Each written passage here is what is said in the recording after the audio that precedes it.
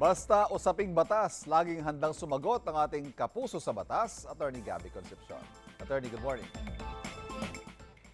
Hello? Oo, sinasabi ko sa'yo, siya nga yung nakita ko kagabi. Ba't tayo mo ba maniwala? Pustahan tayo, siya yun. Ay, naku, teka po. Hindi nga pala dapat basta-basta nakikipagpustahan.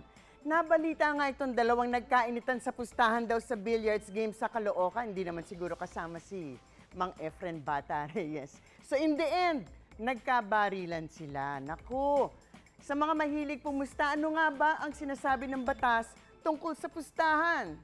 Ask me, ask Attorney Gabby.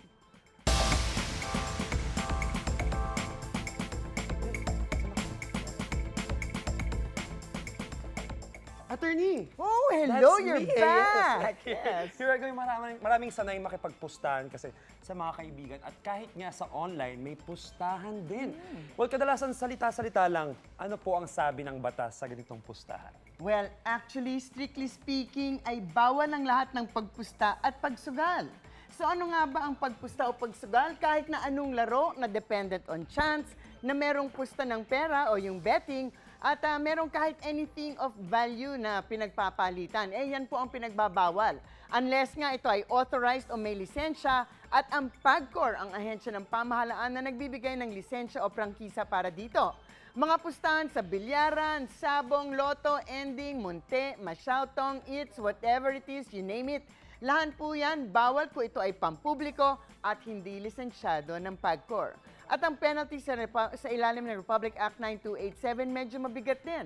30 to 90 days kung kayo ay nakitaya at hanggang 20 years depende sa partisipasyon ninyo sa illegal gambling, lalo na kung kayo ay government employee. Pero malaki talaga ang addiction ng mga tao sa sugal at betting. Actually, parang ang dinig ko, third biggest revenue provider ng pamahalaan, ang PAGCOR, siguro matapos ng BIR at Customs yan. And of course, mas malaki ang talo ninyo kung mauuwi sa sakitan o patayan ang mga pikon o talo sa mga yan. Ayun pala, attorney, no? Dapat careful sa pagpusta.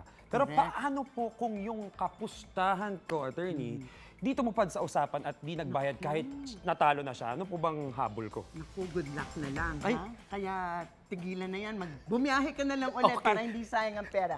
Actually, sa ilalim po ng Article 2014 ng Civil Code po natin, nakalagay doon na ang winner sa isang sugal, pag hindi siya binayaran ng talunan, actually, ayoko nga sanang sabihin to, pero itong batas, walang remedy sa ilalim ng batas. Ibig sabihin, hindi kayo makaka-file ng isang action sa korte para kubrahin ito. Kung ito ay isang kaso ng illegal gambling, of course. In fact, yung natalo ang maaaring kumubra nito from the winner at with legal interest pa. Pero at the end of the day, lalo na kung ito ay isang malakihang illegal gambling operation at hindi kayo magbabayad, medyo nakakatakot na hindi nyo babayaran ito at baka hindi lamang pera ninyo ang mawala sa inyo. As usual, meron tayong mga tao na umiinit ang ulo pag hindi nababayaran and you won't like them when they're angry. And as for other utangs, naku, ang utang dapat bayaran.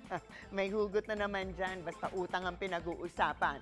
Pero umiwas na lamang po sa sugal, siguro ang dami-dami kasing nalululong dito na kung minsan nasasangla na nga ang bahay, lupa, sasakyan, just like any other addiction. Nakakatakot.